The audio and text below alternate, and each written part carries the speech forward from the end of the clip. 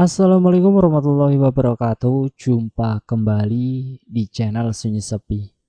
Pada kesempatan kali ini saya akan membawakan sebuah kisah yang berjudul Pocong Tetangga. Cerita yang ditulis oleh Mbah Ngesot. Kalian juga dapat mengunjungi page beliau langsung ya. Link nanti akan Mimin sediakan di kolom deskripsi. Yuk daripada kita lama-lama, kita langsung masuk saja ke dalam ceritanya. Amprung terkapar tidak sadarkan diri di pinggir jalan. Ia bertelanjang badan dan hanya mengenakan celana levis selutut sehingga tato elang di dadanya dapat terlihat dengan jelas. Kulitnya yang berwarna sawo matang, rambutnya dicukur sesisir, perutnya buncit. Ia terlihat kumal seperti tidak terurus. 1-2 mobil truk pengangkat pasir melintasi Amprung. Deru mobil itu tidak mengusiknya sama sekali. 2 buah botol bir kosong tergeletak di samping Amprung.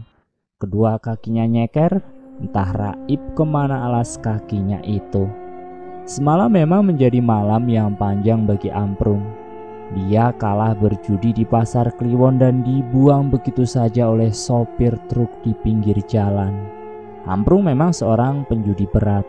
Teman-temannya di pasar Kliwon itu adalah para pedagang kaki lima yang kalau malam ikut berjudi dengan Amprung.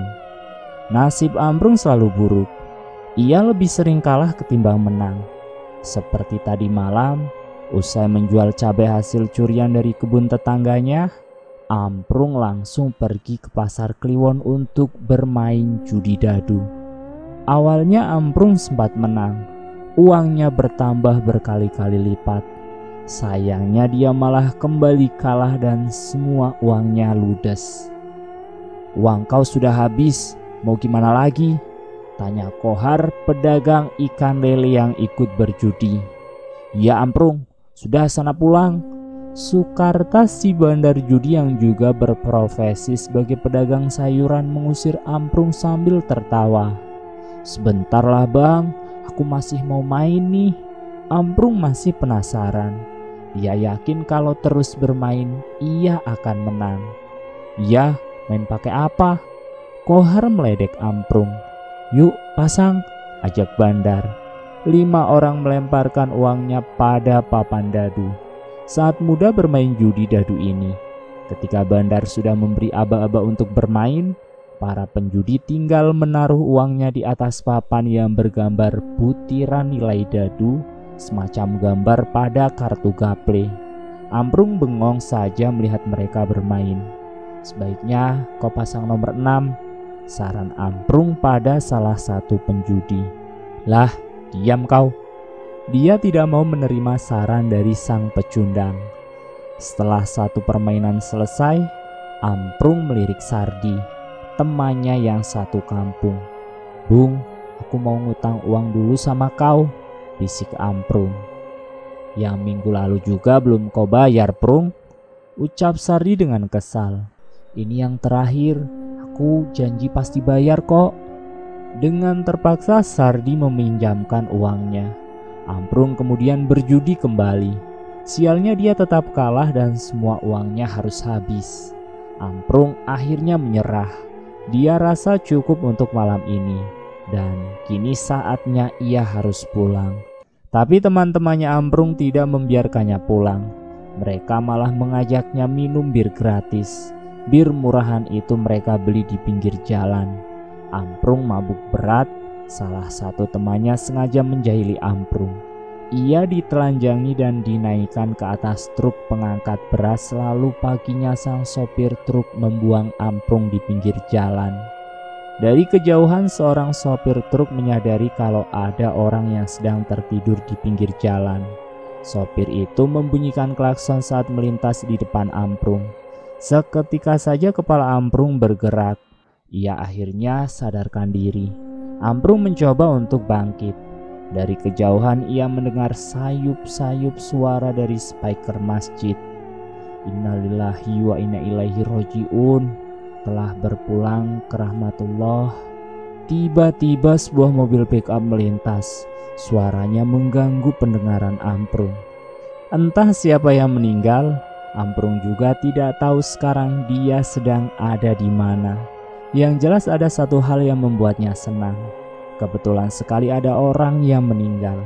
Itu artinya dia akan dapat uang.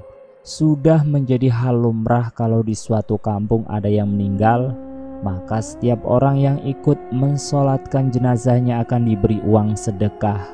Mereka biasa menyebutnya uang kematian. Singkat cerita, segeralah Amprung beranjak pergi. Ia menuju sumber suara tersebut. Di belakang rumah salah satu warga, Amprung bersembunyi. Ia mencari baju koko dan sarung di jemuran lalu mengenakannya. Tidak ada satupun yang mengenali Amprung. Ia membaur dengan kerumunan warga di halaman masjid untuk mensolatkan jenazah. Tanpa disengaja, Amprung melihat sebuah amplop tebal yang tergeletak di bawah meja. Itu adalah uang untuk sedekah mayat. Amprung tersenyum. Jiwa kriminalnya muncul. Pelan-pelan ia mendekati meja itu dan berhasil mencuri seblok uang. Ia lalu pergi dari kerumunan warga dan nanti malam uang itu akan ia gunakan untuk berjudi. Selesai sholat jenazah, pihak keluarga panik. Mereka menangis karena uangnya hilang dicuri. Siapapun yang mencuri uang sedekah bapakku, aku sumpahi dia akan dihantui pocong, teriak Jubaidah sambil menangis. Amprung tidak langsung pulang ke rumah. Uang itu ia bawa ke pasar Kliwon untuk berjudi.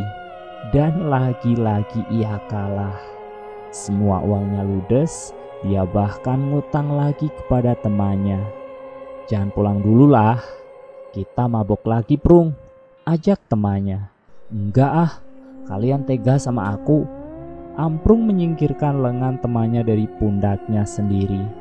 Kali ini kita nggak bakal jailin kamu lagi kok Prung. Enggak, aku ngantuk, aku mau pulang. Dari kemarin aku belum pulang, istriku pasti khawatir. Amprung pulang naik angkot. Angkot di sana memang beroperasi 24 jam.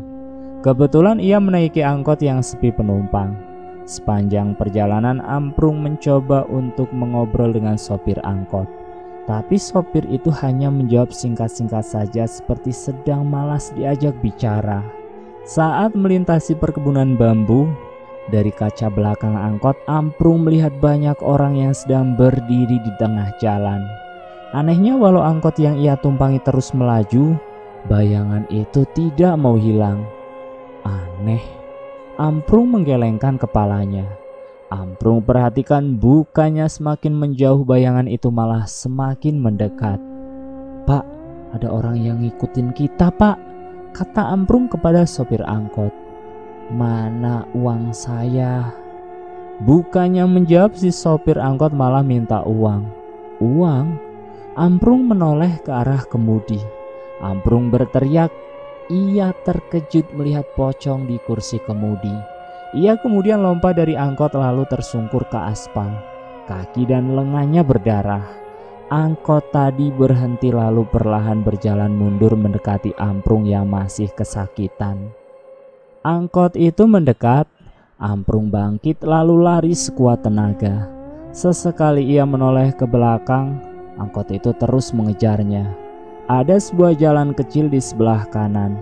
Amprung berbelok ke jalan tersebut agar angkot tidak bisa mengikutinya lagi.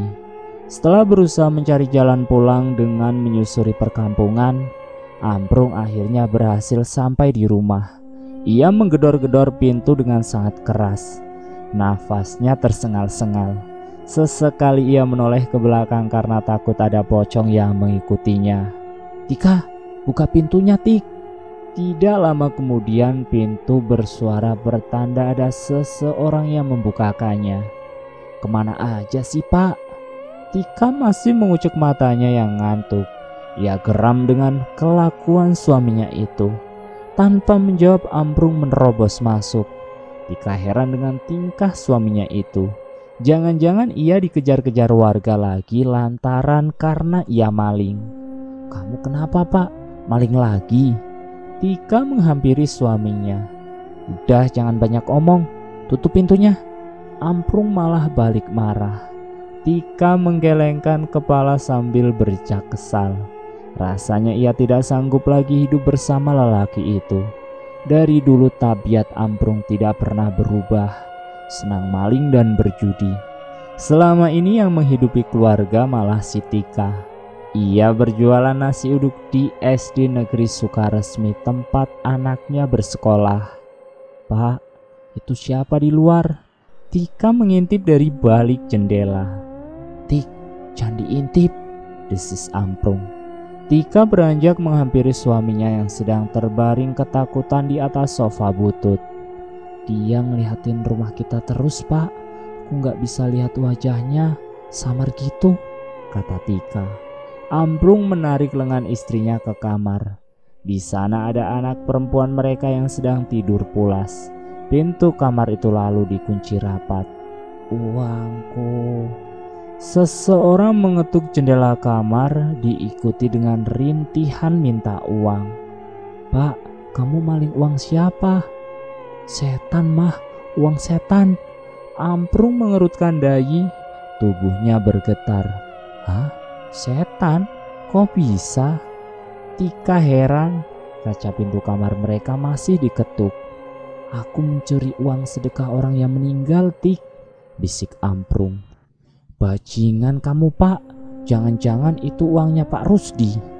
Tika terkejut. Ia benar-benar marah. "Maksud kamu?" "Pak, makanya kalau udah punya anak istri jangan keluyuran gak jelas. Itu tetangga kita, Pak. Pak Rusdi tadi pagi meninggal. Jenazahnya dibawa ke kampung tempat kelahiran dia. Pas selesai disolatkan, uang sedekahnya hilang karena ada yang mencuri. Ternyata kamu, Pak, pencurinya." "Shh, jangan berisik." Amprung menutup mulut istrinya. Tika menyingkirkan lengan suaminya. Ia lalu mendekat ke jendela. Pocong itu masih di luar. Ia mengetuk kaca jendela kamar dengan cara membentur-benturkan kepala. "Ampun Pak Rusdi, jangan ganggu kami." Tika mengeraskan suaranya. "Uangku, kembalikan uangku," kata pocong itu dari luar. "Pak, berapa uang yang kamu curi?" Amprung menggelengkan kepala. "Aku tidak tahu, itu banyak sekali, pokoknya segepok," jawab Amprung. "Kamu pakai buat judi uangnya?" Amprung mengangguk. Refleks saja tangan Tika menampar wajah suaminya. "Bodoh kamu, Pak." Jendela semakin keras digedor. "Ampun Pak Rusdi, saya janji besok akan kembalikan uang Bapak," kata Amprung. Tika menoleh ke suaminya dengan ekspresi wajah kesal. "Uang dari mana?" bisik Tika. "Pokoknya aku akan berusaha," jawab Amprung. Suara ketukan perlahan-lahan menghilang. Tika membuka sedikit tirai jendela, ternyata pocong itu sudah pergi. Keesokan paginya saat Tika melintas di depan rumah tetangganya, ia melihat Jubaidah menangis di teras rumah. Suami dan kedua anaknya mencoba menenangkan Jubaidah. Wanita itu masih belum ikhlas uang sedekah bapaknya dicuri oleh orang. Padahal itu uang tabungannya selama bertahun-tahun. "Ibu kenapa?" tanya Amila. Ia menengadah ke arah Tika yang tiba-tiba mempercepat langkahnya. "Gak apa-apa nak, ayo nanti kamu terlambat masuk kelas." Tika menarik lengan anaknya, memintanya untuk mempercepat langkahnya. Amila menoleh ke arah pohon jambu. "Bu, ada yang ngeliatin kita," katanya sambil menunjuk. Tika memperhatikan pohon jambu di pinggir jalan, tapi tidak ada siapa-siapa di sana. "Udah, ayo cepat kita pergi." Tika tahu itu pasti pocong semalam yang masih mengikutinya. Dan bersambung. Kira-kira seperti apakah kelanjutan dari cerita yang berjudul Pocong Tetangga ini? Nantikan pada bagian yang kedua. Terima kasih sudah mampir di channel Sunyi Sepi. Jangan lupa tekan tombol like, share, dan komen. Tekan subscribe untuk mengikuti video kami selanjutnya ya. Wassalamualaikum warahmatullahi wabarakatuh.